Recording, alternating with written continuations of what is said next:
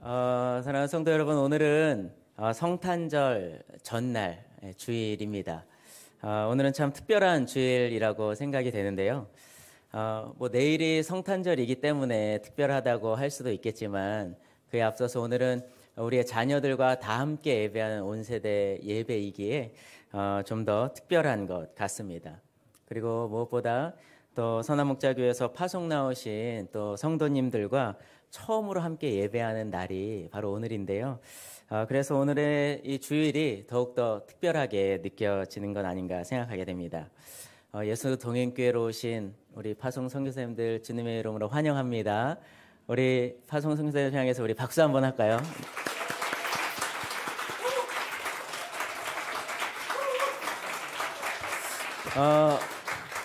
여러분 정말 잘 오셨습니다. 네, 여러분 정말 잘 오셨다고 고백하는 2024년이 될 줄로 믿습니다. 우리 새로 뵙는 분들과 또 2024년 새해에 예수동행교회에서 함께 누리게 될 주님과의 동행 여러분 기대되시죠? 네, 주님이 그 기대 이상으로 은혜를 부어주실 줄로 믿습니다. 오늘은 대림절 네 번째 주일입니다. 대강절이라고도 부르는데요. 바로 내일은 성탄절입니다. 여러분 성탄절이 가까울 때면 보통 어떤 생각이 먼저 드시나요? 너무 질문이 어렵기 때문에 제가 보기를 드리도록 할게요.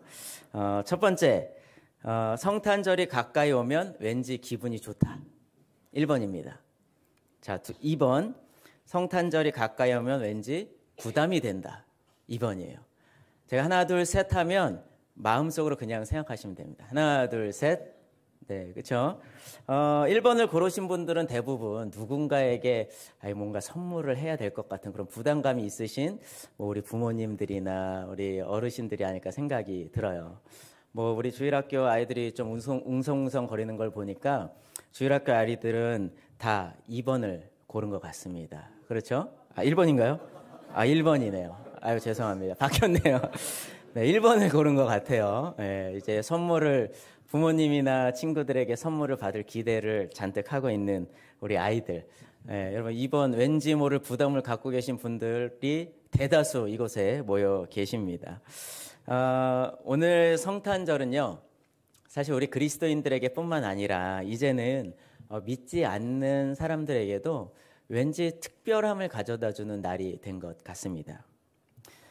성탄절이 조금은 지나칠 정도로 상업화된 것이 안타깝기는 하지만 신앙이 없는 사람들조차도 성탄절 하면 나름대로의 기대와 기쁨을 가지는 날이 된 것은 우리가 한번 좀 생각해 볼 필요는 있는 것 같습니다. 어쩌면 그들이 갖고 있는 왜곡되어진 기대와 기쁨을 우리 믿는 자들이 본래의 기대와 기쁨으로 바꿀 수만 있다면 모두에게 가깝게 다가오는 성탄절이 모든 사람에게 진정으로 특별한 날이 될 수 있지 않을까 생각해 보게 됩니다. 여러분 성탄절을 맞이하는 우리 그리스도인들에게 그렇게 할 책임이 있다고 믿습니다. 여러분 믿으십니까? 그럼 성탄절은 무슨 날이죠? 우리 구약의 여러 선지자들이 예언한 것에 따라서 온 세상을 구원할 메시아 구원자 예수님이 이 땅에 태어나신 것을 우리가 기념하고 또 축하하고 기뻐하는 날이 바로 성탄절입니다. 자, 우리 주일학교 친구들 성탄절이 영어로 뭔지 알아요? 뭘까요? 성탄절 영어로 크리스마스. 그렇죠, 크리스마스. 너무 어려운 질문이었나 봐요. 네, 우리 아까 영어 성적이 오른 우리 하은이도 있었는데 여러분 크리스마스죠. 크리스마스는 예수님을 뜻하는 크라이스트, 그리고 예배 형식, 그 카톨릭에는 이제 미사라는 것을 예배 형식을 드리잖아요. 또 마스, 그러니까 합쳐진 합성어로 유래가 되었는데요. 그리스도를 기리는 예배 의식이 오늘날에 또 성탄절로 지켜지게 되었습니다. 사실 교회의 역사 안에서 언제부터 이 성탄절을 오늘 우리가 지키는 12월 25일, 그러니까 이 겨울의 해에 지켰는지 우리가 잘 알 수는 없지만 대체로 4세기 후반에 초기 기독교인들이 이 성탄절을 그리스도가 오신 날로 지켜온 곳에 유래를 찾을 수 있다고 합니다. 여러분, 이 성탄절이 우리에게 특별한 이유는 무엇일까요? 사실 우리의 삶 가운데 구세주로 오신 그 예수님을 언제부터죠? 창세기 때부터, 특별히 아담과 하와가 에덴 동산에서 범죄하고 그 이후에 에덴 동산에서 쫓겨났을 때 하나님께서 말씀하셨던 여자의 후손을 통해서 내가 다시 한번 구원을 이루시겠다는 그 말씀을 시작으로 구약의 수많은 선지자들이 메시아가 다시 올 것에 대해서 예언하셨던 것을 우리가 기억할 때 참 특별한 의미가 있구나라고 우리가 생각할 수 있는데요. 그중에 더욱더 우리에게 성탄절에 특별한 의미를 주는 것은 이사야 선지자가 했던 예언의 말씀에서 우리가 다시 한 번 더 좀 찾아볼 수 있는 것 같아요. 이사야 선지자가 활동하던 시기는 아수르라는 이방 민족에게 이스라엘 백성이 다스림을 받았던 때입니다. 수많은 억압과 압제로 어려움에 처해 있던 이스라엘 백성들에게 이사야 선지자를 통해서 하나님께서 이제 올 메시아에 대해서 예언한 그 장면이 바로 이사야 9장에 기록되어 있는데요. 제가 한번 읽어보도록 하겠습니다. 이는 한 아기가 우리에게서 낳고 한 아들을 우리에게 주신 바 되었는데 그의 어깨에는 정사를 메었고 그의 이름은 기묘자라 모사라 전능하신 하나님이라 영존하신 아버지라 평강의 왕이라 할 것임이라. 그 정사와 평강의 더함이 무궁하며 또 다윗의 왕자와 그의 나라에 군림하여 그 나라를 굳게 세우고 지금 이후로 영원히 정의와 공의로 그것을 보존하실 것이라. 만군의 여호와의 열심히 일을 이루시리라. 장차 오실 메시아의 모습을 어떻게 이사야 선지자는 예언하고 있습니까? 기묘자라고 이야기합니다. 바로 모든 것을 초월하신 놀랍고 기적을 일으키시는 분이 바로 우리의 구원자시다라고 말하고 있는 거예요. 또한 모사, 완전한 지혜로 우리를 가르치실 분으로 우리의 구원자를 묘사하고 있습니다. 전능하신 하나님, 아수르의 압제 가운데서 억압 가운데 있는 백성들에게 강력하고 무한한 능력을 가지고 계신 하나님으로 묘사되어지고 있고요. 영존하시는 아버지는 우리가 살아가고 있는 이 땅의 시간과 공간을 완전히 초월해서 영원하신 분, 삼위일체 하나님의 그 영생을 우리에게 주실 분으로 기록하고 있습니다. 그리고 마지막으로 평강의 왕으로 오실 것이다 말하면서 단순히 지금 이스라엘 백성이 살아가는 시대와 같이 전쟁이 없어지는 것을 뛰어넘어서 죄로 인해서 깨어진 이 모든 세상이 회복되고 또 하나님의 그 풍요로움과 또 아름다운 조화를 그들이 누리게 할 평강의 왕으로 예수님이 이 땅에 오실 것이다 라는 이 이사야의 예언이 우리가 성탄절을 이야기하고 생각할 때 우리에게 좀 더 특별한 의미를 전해주는 것 같습니다. 성탄절은 여호와 이레, 구약의 선지자들의 예언을 통해서 예비하시고 준비하신 그 하나님께서 임마누엘, 우리와 영원히 함께 하시는 예수님을 보내심을 확증하는 날이라는 의미에서 우리에게 그 특별함과 소중함이 더하는 것 같습니다. 여러분, 오늘은 온세대 예배로 우리 자녀들이 함께 예배하고 있습니다. 우리 예수동행교회는 올해부터 5번째 주가 있는 달에 매주 그 첫 주에 우리 자녀들과 함께 온세대 예배로 지금까지 드렸는데요. 12월은 특별히 성탄절이 있어서 오늘 우리가 온세대 예배로 하나님께 예배하고 있습니다. 하나님께서 독생자 예수님을 우리에게 보내시며 기대하는 것은 무엇이었을까요? 성경이 말하고 또 우리가 이미 아는 바대로 온 세상의 모든 영혼들이 구원에 이르기를 기대하시는 그 마음, 유일하신 구원자이신 예수님을 우리에게 보내주시면서 바로 하나님께서 품으신 기대가 아닌가 생각해 봅니다. 예수님을 구주로 믿는 우리는 하나님의 백성입니다. 그 하나님의 자녀라는 새로운 신분으로 이 땅을 살아가는 사람들이 바로 우리들입니다. 그렇다면 우리를 하나님의 백성으로 부르시고 하나님의 자녀 삼으신 그 하나님의 그 계획 가운데 그 최초의 사람은 성경에서 누구라고 이야기하고 있을까요? 바로 오늘 함께 우리가 읽었던 본문에 등장하는 아브라함에서 우리는 찾을 수가 있습니다. 하나님께서 한 사람 아브라함을 부르시고 또 그에게 약속을 주심으로 오늘날 세계의 수많은 하나님 나라의 백성들이 이 땅에 존재하게 되었습니다.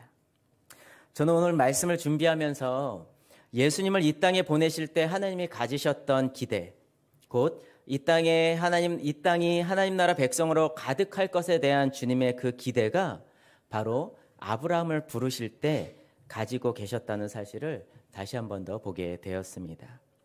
무엇보다 지금의 시대를 살아가고 있는 하나님의 백성들이 하나님이 아브라함을 부르실 때부터 가지셨던 그 기대를 동일하게 우리도 품고 살아가기를 원하신다는 사실 또한 깨닫게 되었는데요.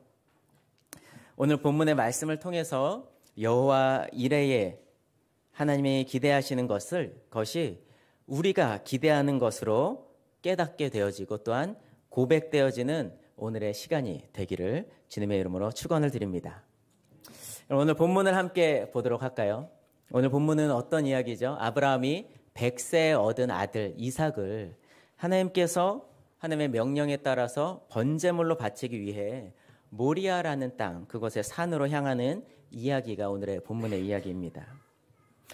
본문의 이해를 돕기 위해서 제가 새 번역 성경으로 한번 말씀을 읽어가면서 함께 계속해서 말씀을 나누도록 해보겠습니다. 1절에 이렇게 이야기합니다. 이런 일이 있은 지 얼마 뒤에 하나님이 아브라함을 시험해 보시려고 그를 부르셨다. 아브라함아 하고 부르니 아브라함은 예, 여기 있습니다 하고 대답하였다. 오늘 본문을 시작하고 있는 이런 일은 어떤 일이죠? 바로 앞장의 21장에서 아브라함은 아비멜렉과 언약을 맺는 일이 있는데요. 바로 그 일을 이야기합니다. 당시 블레셋 사람의 땅에서 이방인으로 살아갔던 아브라함은 이 땅 저 땅을 유리하다가 우물을 얻게 되면 그 얻은 우물을 바로 아비멜렉의 종들이 와서 빼앗는 일들을 계속해서 반복해서 경험하게 됩니다. 그렇게 가족을 데리고 이것저것으로 이동하며 어려운 삶을 살았던 아브라함에게 하나님의 인도하심으로 이 아비멜렉을 만나게 되고 그 이전에 있었던 일들을 나눌 때 아비멜렉이 아브라함에게 그 일을 내가 알지 못했노라 라고 고백하면서 둘 사이에 다시는 이런 일이 있지 않을 것이라는 언약을 맺게 되는데요. 그 일이 바로 오늘의 이야기에 바로 전에 있었던 이야기입니다. 우리가 이 이야기를 통해서 짐작할 수 있는 것은 무엇일까요? 아브라함과 그의 식구들이 얼마나 그 이방 땅에서 고생하면서 살았는지를 짐작해 볼 수 있게 되는 것 같습니다. 사실 그 후로 얼만큼의 시간이 지났는지 우리는 알 수 없지만 그 일 후에 오늘의 이야기가 진행이 됩니다. 여러분, 이 아비멜렉과의 사건에서 우리가 알 수 있는 것이 무엇이라고 조금 전에 말씀드렸어요. 아브라함과 식구들이 참 어려운 삶을 살았겠다라고 우리가 이해할 수 있는데 오늘 본문에서 하나님은 아브라함을 어떤 마음을 갖고 부르신다고 기록하고 있죠? 아브라함을 시험해 보려고 부르신다는 거예요. 가뜩이나 어렵게 살아온 아브라함의 인생인데 그 인생에 하나님은 글쎄요, 개구장이라고 해야 될까요? 네, 그 아브라함의 마음을 시험하시려고 오늘 아브라함을 부르고 계신다는 거예요. 하나님 부르시죠. 아브라함아. 아브라함이 대답합니다. 예, 여기에 있습니다. 여러분, 하나님과 아브라함의 이 대화 속에서 둘 사이에 깊은 친밀감이 좀 느껴지세요? 아브라함아. 그러니까 아브라함이 예, 여기 있어요 라고 대답하는 이 대화 속에서 말이죠. 아브라함이 하나님과 함께 했던 세월이 어느 정도 됐을까? 우리가 생각하면 이 친밀감을 조금 더 이해하기가 쉬울 것 같은데요. 하나님께서 아브라함을 75세의 나이에 부르셨습니다. 여러분, 우리가 한번 산수를 해보도록 할게요. 아브라함이 이삭을 몇 세에 얻었죠? 100세에 얻었다고 해요. 그러니까 산수를 해서 빼보면 몇이죠? 영준아? 25죠, 25. 25년 우리 아들을 얻기까지 하나님과 동행했어요.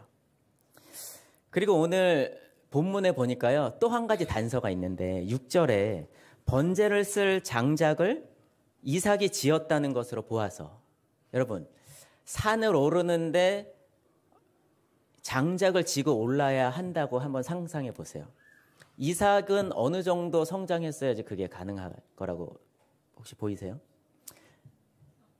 우리 중학생들, 고등학생, 그렇죠? 한 10대 중반, 그렇죠? 한 10대 중후반 정도는 되어야지 이 일이 좀 이삭에게 가능하지 않았겠어요? 그러니까 이것들을 좀 유추해 봤을 때 합리적으로 생각해 보면 아브라함이 하나님과 함께 했던 세월이 한 40년에서 45년 정도 되겠구나라고 우리가 생각해 볼 수 있을 것 같아요. 결코 짧은 세월은 아니죠. 그렇죠?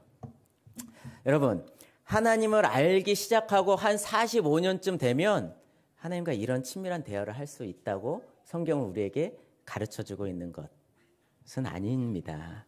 네, 뭐 소망이 사라지는 분들이 계신 것 같아서 말씀드리는데 저도 모태신앙으로 지금까지 살아오면서 한 이 정도 이제 나이가 되었습니다. 근데 저를 보더라도 아직 좀 멀은 것 같아요. 어쨌든 아브라함과 하나님의 대화를 보니까 정말 친한 친구가 함께 친밀하게 대화하는 것처럼 느껴지지 않으세요? 네, 뭐 그동안 그렇게 느끼지 않았던 분들이 대부분인 것 같은데 제가 이렇게 몰고 가니까 그런 것 같죠. 네, 우리 모두 하나님과 아브라함처럼 이렇게 친밀하게 날마다 교제하면서 살아가는 삶을 사시기를 주님의 이름으로 축복합니다. 축복합니다. 아멘. 여러분, 하나님의 친밀한 부름에 즉시 응답한 아브라함에게 하나님께서 하시는 말씀을 보세요. 야, 아브라함, 그동안 너 이곳저곳 이방 땅에 돌아다니면서 사느라고 정말 고생했어. 자, 이제 고생 끝났어. 자, 가나안에 가서 우리 정착하자. 라고 말씀하시면 얼마나 좋겠습니까? 그런데 2절은 뭐라고 이야기하고 있죠? 너의 아들, 내가 사랑하는 외아들 이삭을 데리고 모리아 땅으로 가거라. 결정적인 한 방을 이제 날리십니다. 내가 너에게 일러주는 산에서 그를 번제물로 바치라 라고 이야기하는 거예요. 아니, 이게 무슨 말씀이십니까? 여러분, 오늘 아브라함과 같은 하나님의 말씀을 여러분이 들으셨다면 여러분은 어떻게 반응하시겠어요? 계신 분 중에 저는 아직 하나님 안 지 45년이 안 지나서요 라고 이야기하시는 분이 계시는 것 같아요. 만약 하나님께서 저에게 이렇게 말씀하셨다면 저는 그 말씀을 하나님께서 하셨을 때 누구세요? 그렇게 반응했을 것 같아요. 막 귀를 막고 잘못 들었어. 내가 잘못 들었어. 하나님이 아니실 거야. 막 이렇게 외면하지 않았을까 생각을 해봅니다. 여러분도 저와 같으시죠? 아브라함과 같은 믿음이 계신 분들이 우리 안에 계셔서 감사합니다. 아무리 하나님과 친밀한 아브라함이라 할지라도 여러분 생각해 보세요. 100세에 얻은 아들입니다. 그 아들을 번제로 바치라는 하나님의 명령을 들었을 때 아브라함의 마음도 무척이나 그리고 아주 매우 어려웠을 것이라고 생각합니다. 여러분도 그렇게 생각하십니까? 아마 이게 일반적인 생각이 아닐까 생각하는데요. 그래서 3절을 보니까 재밌는 이야기가 나와요. 아브라함이 다음날 아침에 일찍 일어나서 나귀의 등에 안장을 얹었다. 그는 두 종과 아들 이삭에게도 길을 떠날 준비를 시켰다. 번제에 쓸 장작을 다 쪼개어 가지고서 그는 하나님이 그에게 말씀하신 그곳으로 길을 떠났다. 여러분, 도대체 이 2절과 3절 사이에 아브라함과 하나님 사이에 어떤 일이 있었길래 아브라함은 그 하나님의 시험하시는 소리를 들으면서 그 다음 날 새벽같이 일어나서 그 길을 떠났을까요?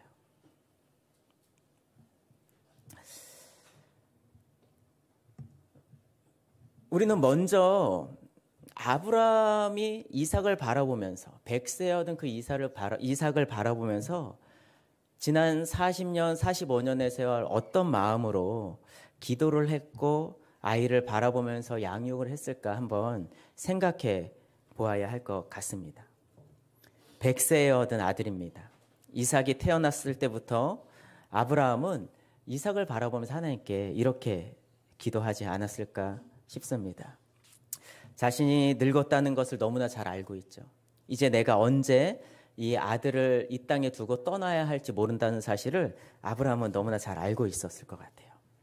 언젠가 언제 될지 모르겠지만 이제 부모 없이 혼자 이 땅을 살아가야 하는 이삭을 바라보면서 아브라함은 주님께 이렇게 기도했을 것입니다. 주님, 앞으로 저 없이 살아갈 우리 이삭이를 잘 부탁드립니다.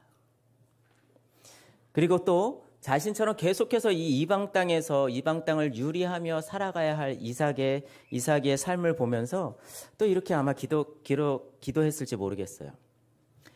주님, 이삭이가 살아가면서 이 땅에서 맞닥뜨릴 저와 같은 여러 위협이 있을 텐데요. 그 위협으로부터 우리 이삭이를 좀 건져주세요. 그리고 또 자신과 같이 하나님을 인격적으로 알아가기를 간절히 바라는 마음으로 하나님, 저에게 해주신 것처럼 우리 아이와도 그의 삶의 평생을 함께 걸어가 주세요. 라고 기도하지 않았을까 생각해 봅니다. 여러분, 그렇게 기도하며 살았던 어느 날 하나님이 부르신다고 생각해 보세요. 그러면 아브라함을 부르시는 하나님, 처음에 우리가 생각했던 장면하고는 조금 다르게 우리가 생각할 수 있지 않을까요? 그렇게 기도하면서 하루하루를 보내던 어느 날 주님께서 아브라함을 부르시죠. 아브라함아. 그럼 당연히 아브라함은 1절과 같이 기다렸다는 듯이 네 주님 여기 있어요 라고 대답하지 않았을까요? 그 안에 친밀감에 여러분 좀 이제는 이해가 되시고 느껴지시죠?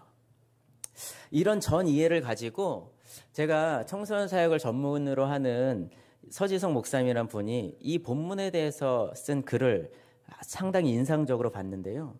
그 글에서 이 본문을 이렇게 좀 해석하고 있어요. 2절에 보니까 하나님께서 아브라함에게 명령하시죠. 너의 아들, 내 사랑하는 외아들 이삭을 데리고 모리아 땅으로 가거라. 내가 너에게 일러주는 산에서 그를 번제물로 바쳐라. 라는 이 대답에 아브라함은 이렇게 반응할 것 같다고 목사님은 이야기하십니다. 하나님, 번제로 바치라고요? 걱정하지 마세요. 주님, 저 아시죠? 제가 또 번제 전문가 아니겠습니까? 주님께서 우리 이삭이를 만나주시기만 하면 이 아이도 저와 같이 당신을 알아갈 수 있게만 인도해 주신다면, 그렇게 이 땅에서 살아갈 수 있게만 주님 해주신다면 저는 할 수 있을 것 같아요. 주님께서 어떻게 해서든지 그렇게 하실 줄로 믿어요. 이번 일로 이삭이가 놀래서 평생 저를 원망한다고 해도, 오해한다고 해도 저는 괜찮을 것 같습니다. 이 녀석의 인생에 이제 제가 아닌 하나님, 당신이 아버지가 되어주신다면, 당신이 전부가 되어주신다면 저는 그렇게 할 수 있을 것 같아요. 저를 온전히 드리라고 하셔도 주님, 저는 준비가 되어 있습니다. 여러분, 아브라함의 그 마음이 여러분 느껴지시나요? 하나님과의 그 깊은 친밀함, 40년, 45년의 세월간 하나님과 동행했던 그 아브라함의 삶에서 나올 수 있는 고백이라고 여겨집니다. 계속해서 아브라함은 이렇게 이야기할지 몰라요. 모리아 산에서 만나 주시겠다고요? 그럼 가야죠. 내일 아침 일찍 출발하면 사흘이면 도착할 수 있어요. 주님, 사흘만 좀 기다려 주세요. 주님, 저 아시죠? 당신과 함께 페르시아만 찍고 그리고 이집트 찍고 여기까지 온 저 아닙니까? 사흘이면 충분합니다. 사흘 후에 봅시다. 이렇게 생각해 보니까요, 그동안 제가 이 이야기를 읽었을 때 느꼈던 분위기와는 조금 다르게 이 본문이 읽히더라고요. 이전에는 왠지 모르게 모리아 땅을 향해서, 그 산을 향해 가는 이 아브라함의 발걸음이 무거웠을 것만 같고, 그 사흘길 동안 아브라함이 한숨을 푹푹 내쉬면서 정말 힘겹게 그 길을 걷는 것만 같았었거든요. 그런데 이렇게 다시 이 본문을 보다 보니까 아브라함의 마음이 그렇지 않았을 수도 있겠구나 생각하게 되었습니다. 3절에 이어서 이야기합니다. 아브라함이 다음 날 아침에 일찍 일어나서 나귀 등에 안장을 얹었다. 그는 두 종과 아들 이삭에게도 길을 떠날 준비를 시켰다. 번제했을 장작을 다 쪼개 가지고서 그는 하나님이 그에게 말씀하신 그곳으로 길을 떠났다. 여러분, 이제 어떠한 그림이 좀 그려지십니까? 다음 날 아침이 됐습니다. 아브라함이 들뜬 마음으로 자리에서 일어났어요. 그리고 황급하게 이삭을 깨우면서 이야기합니다. 이삭아, 야 빨리 일어나. 그리고 여러분들이 자녀들을 깨울 때처럼 귀 속에다 이렇게 이야기하는 거죠. 오늘 아주 특별한 날이 될 것 같아. 괜히 흥분해서 막 웃고 있는, 그렇죠? 아브라함이 좀 상상이 되시죠? 그리고 이제 종들을 부르는 거예요. 야, 종들아, 빨리 다 모여. 내가 좀 급해. 그러니까 우리 먼 길을 떠나야 하니까 이것저것 빨리 준비하자. 그리고 종이 막 이제 번제를 드린다고 하니 장작을 패려는 순간에 야야, 가만. 장작은 내가 팰 거야. 이 장작은 내가 팰 테니까 넌 다른 것들을 준비해. 그러면서 장작을 패는 아브라함이 하나님 앞에 그렇게 하나님과 대화했을 것 같아요. 주님, 오늘 맞죠? 주님이 얘기하신 오늘 제가 이렇게 장작도 패고 있습니다. 저에게 맡긴 일 다른 사람에게 제가 하라고 시키지 않아요. 제 손수 이렇게 장작을 준비하고 있어요. 제가 당연히 해야죠. 주님, 오늘 출발합니다. 잘 출발해요. 그렇게 하나님과 흥분되어서 대화하고 있는 아브라함의 마음. 그리고 이제 이삭에게 이야기하죠. 이삭이를 부르고 조금 흥분된 마음을 가라앉히고 이렇게 이야기하지 않았을까요? 이 장작은 앞으로 우리 집안에 아주 소중한 가보가 될 장작이란다. 그러니 모리아 산에 도착하거든 이 장작은 너가 등에 지고 그 산을 올라가야 해. 알았지? 라고 아마 이삭의 궁둥이를 팡팡 치면서 흥분된 마음으로 이렇게 이야기하진 않았을까. 여러분, 이렇게 상상해 보니까 어떠세요? 모리아 산을 향해 가는 아브라함의 모습. 깊은 고뇌에 차 있고 한숨을 푹푹 내쉬는 그런 모습이 아니라 발이 땅에서 반쯤은 떠 있는 것처럼 가벼운 발걸음으로 모리아를 향해서 사흘 동안 가지 않았을까요? 여러분, 요즘에 유튜브에서 한창 유행인 춤이 있어요. 공중부양 춤이라고도 불리는 슬립백, 여러분 아시나요? 우리 지율이가 한번 보여줄까? 네. 마치 슬립백처럼 이렇게 보면 이렇게 막 떠다니는 것처럼 이런 착시를 일으키는 그런 춤인데요. 아마 아브라함이 그렇게 가벼운 발걸음으로 사흘길 슬립백으로 모리아산까지 갔다고 한번 상상해 보십시오. 아브라함 마음 가운데는 큰 기쁨과 기대가 분명히 있었을 것입니다. 그리고 사흘 만에 그 모리아에 도착합니다. 아브라함이 고개를 들어서 보니까 이제 저 멀리 산이 보이기 시작해요. 종에게 말합니다. 내가 이 아이와 저리로 가서 예배를 드리고 너희에게로 함께 돌아올 터이니 그동안 너희는 나귀와 함께 여기서 기다리고 있거라. 여러분, 하나님께서 아브라함에게 어떻게 이야기하셨다고 했죠? 너의 아들을 번제로 드리라 라고 이야기했다고 했어요. 그런데 오늘 5절에서는 어떻게 이야기해요? 내가 아들과 함께 예배드리고 아들과 함께 너희에게로 돌아올 거야 라고 아브라함은 이야기하고 있어요. 참 이상하죠? 계속해서 아브라함과 이삭의 대화가 이어집니다. 이제 장작을 지고 이삭과 함께 모리아산으로 올라갈 때 이삭이 이야기하죠. 아버지, 왜 그래? 불과 장작은 여기에 있는데 번제로 바칠 어린 양은 어디에 있죠? 아브라함은 대답합니다. 야, 이삭아, 번제로 바칠 어린 양은 하나님이 우리를 위해서 손수 마련해 주실 거야. 그리고 성경은 그 이후 그들의 여정을 어떻게 기록하고 있죠? 두 사람이 함께 걸었다라고 기록하고 있습니다.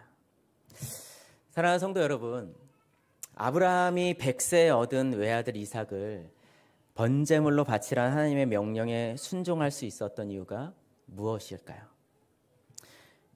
우리가 다 알다시피 하나님을 향한 절대적인 신뢰, 그의 삶의 지금까지 동행해왔던 하나님을 향한 절대적인 믿음이 그에게 있었기 때문입니다. 모리아 산이 보이자 아브라함은 종에게 이야기하죠. 내가 나의 아들과 함께 저리로 가서 예배드리고 너에게로 함께 돌아올 것이다. 하나님을 향한 아브라함의 절대적인 믿음을 보여주는 대목입니다. 아브라함은 하나님께서 이삭을 주셨던 그때를 뚜렷하게 기억하고 있었습니다. 불가능을 가능케 하시는 하나님을 이미 경험했던 아브라함. 그는 하나님께서 오늘 이삭을 혹여라도 죽이시더라도 다시 살리실 수 있는 분이라는 그 믿음이 아브라함에게 있었던 것이죠. 그런 아브라함의 믿음이 순종을 가능케 했던 것입니다.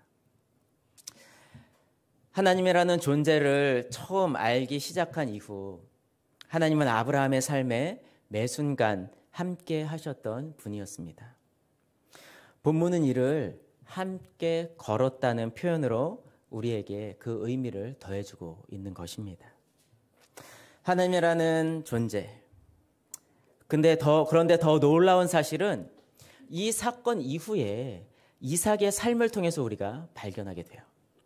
하나님의 백성의 시작인 아브라함으로부터 하나님이 가지셨던 그 기대가 아들 이삭의 삶을 통해서 계속해서 이어지는 것을 우리가 발견하게 되는데요. 어른으로 이제 살아가는 이삭의 삶을 우리가 한번 살펴보도록 하겠습니다. 창세기 24장 63절 제가 읽어보겠습니다. 어느 날 저녁에 이삭이 산책을 하려고 들로 나갔다가 고개를 들고 보니 낙타 행렬이 한때 오고 있었다. 세 번역이었는데요. 여기서 산책하려고 라고 번역하고 있는 이 히브리어는 오늘 우리가 가지고 있는 개역 개정 성경에서 이렇게 기록하고 있습니다. 묵상을 하다가. 무슨 말이죠? 이삭은 아버지 아브라함으로부터 하나님과 교제하는 삶이 어떠한 삶인지를 배웠던 겁니다. 그래서 이삭은 자라서 그의 삶의 여정 가운데 하나님의 말씀을 묵상하는 삶이 이미 습관되어진 아버지와 같은 삶을 살아가고 있었다는 것이에요. 그리고 창세기 25장 21절은 이렇게 기록합니다. 이삭은 자기 아내가 임신하지 못하므로 아내가 아이를 가지게 해달라고 주님께 기도하였다. 당시 문화에서 여성이 아이를 임신하지 못하는 것은요, 그 자신뿐만 아니라 가문의 수치로 여겨졌습니다. 그래서 아이를 갖지 못하는 여성을 집에서 쫓아내는 것도 너무나 일반적인 그런 시대였는데요. 그런데 이삭은 어떻게 하고 있죠? 자신의 아내가 임신하지 못하자 그 아내가 아이를 가질 수 있도록 주님께 기도했다고 기록하고 있는 거예요. 이삭은 아내의 수치심을 위해서 중보 기도하는 남편으로 성장했던 겁니다. 창세기 26장 33절은 또 이렇게 기록해요. 이삭이 그 우물을 세바라고 부르니 사람들은 오늘날까지 그 우물이 있는 성읍을 브엘세바라 한다. 이삭이 이름한 것이 오늘날까지 이어지고 있습니다. 무슨 뜻입니까? 곧 이삭은 그가 성장했을 때 그가 속한 사회에서 넉넉하게 리더십을 발휘하고 영향력을 발휘하는 자로 성장했다는 거예요. 이삭은 어떻게 이렇게 멋진 하나님의 사람으로, 그리고 가정에서의 멋진 남편으로, 또 그가 속한 사회에서 멋진 리더로 성장할 수 있었을까요? 우리가 모두 아는 바와 같이 아버지 아브라함의 삶이 그런 이삭을 잊게 했던 것입니다. 여호와 이레의 하나님께서 아브라함의 삶을 준비시키시며 그에게 품었던 기대대로 이삭이 성장하게 된 것이라는 말씀입니다. 예수님이 구원자로 이 땅에 오실 수 있었던 이유가 무엇입니까? 오늘 우리가 읽었던 마태복음의 본문에 기록된 대로 이 모든 일이 된 것은 주께서 선지자로 하신 말씀을 여호와 이레의 하나님이 그 말씀을 이루려 하셨기 때문이다라고 기록합니다. 요한복음의 저자는 그 말씀이 곧 하나님이라고 우리에게 전합니다. 말씀으로 오셔서 우리와 함께 하시는 주님이신 것이죠.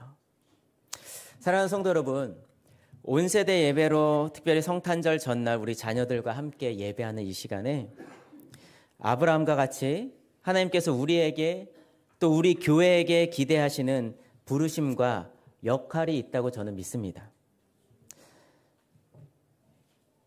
기독교 교육에서 이런 이야기를 합니다. 기독교 교육은 진리의 내용만 가르치는 것이 아니라 진리로 사람을 가르치는 것입니다. 무슨 말이죠? 진리의 내용이 삶으로 나타난 진리로 전달되어야 한다는 말씀이에요. 아브라함이 그 삶을 통해 아들 이삭을 가르친 것과 같이 말이죠. 지금 세상은 어떻습니까? 철저하게 나 중심으로, 철저하게 개인주의로 이 세상을 살아가도록 끊임없이 우리에게 외치는 그런 세상을 우리는 살아가고 있습니다. 너가 최고야. 너가 하고 싶은 대로 해. 괜찮아. 너가 옳다고 생각하면 바로 그게 옳은 거야. 아니요. 여러분, 아닙니다. 성경은 우리에게 그렇게 이야기하고 있지 않아요. 우리는 그런 세상을 향해, 그런 세상의 소리를 듣고 자라가는 우리 아이들을 향해서 분명하게 말해 주어야 합니다. 사랑하는 아들아, 딸아, 넌 엄마 아빠의 최고의 아들이고 딸이야. 그런데 옆에 있는 내 친구들도 모두 그 친구의 엄마와 아빠에게는 너와 같이 최고의 아들이고 최고의 딸이란다. 아들아, 딸아, 너가 하고 싶은 대로 할 수 있어. 하지만 세상은 너 혼자만 살아가는 세상이 아니야. 내 주변에 친구들과 이웃과 함께 살아가야 하는 세상이란다. 사랑하는 아들아, 딸아, 세상에서 너가 옳다고 생각하면 그게 옳은 거라고 말하고 있지만 그렇지 않단다. 왜냐하면 너의 생각은 언제든지 변할 수 있기 때문에 그런 거야. 하지만 너가 꼭 기억해야 될 게 있어. 세상에서 변치 않는 진리가 있는데 그것이 바로 하나님의 말씀이야. 아멘이십니까? 아브라함의 아들 이삭과 같이 우리 다음 세대들이 자라나는 것을 여러분 기대하십니까? 그렇다면 우리도 아브라함과 같이 하나님께서 우리 부모 세대에게 허락하신 부르심과 그 역할을 다하며 살아가야 하는 줄로 믿습니다. 우리는 우리에게 맡겨진 다음 세대들을 위해 아브라함이 이삭을 바라보듯 바라보며 기도해야 하겠습니다. 그리고 다음 세대를 향해 간절한 기대로 마다하지 않는 수고가 우리에게 필요하겠습니다. 무엇보다 아브라함과 이삭의 하나님의 그 친밀함을 성경에서 표현하는 것처럼 다음 세대, 우리의 다음 세대들과 함께 우리가 걷는 삶을 살아야 하는 줄로 믿습니다. 주님께서 우리에게 교회라는 공동체를 주신 이유가 여기 있다고 저는 믿습니다. 여러분, 우리 교회의 교회학교 자녀들을 기억해 주십시오. 아세리와 우리 영준이, 그리고 하은이와 우리 은샘이, 지율이가 있습니다. 그리고 민준이와 성민이, 규민이, 그리고 지한이와 아론이, 지훈이와 지한이와 수아가 있어요. 그리고 은하와 유하와 수아와 수혁이, 그리고 루아와 세린이, 서아와 수아가 우리 가운데 맡겨져 있습니다. 여러분, 교회가 주님이 맡겨주시는 우리 다음 세대 아이들에게 안전한 울타리가 되어야 되겠습니다. 그래서 하나님께서 예비하신 이 시대에 아브라함과 이삭과 같은 하나님의 백성으로 온 세상의 구원자로 오신 예수님과 날마다 우리 아이들이 동행하며 살아갈 수 있도록 우리 모두의 삶이 되기를 주님의 이름으로 축원의 말씀을 드립니다.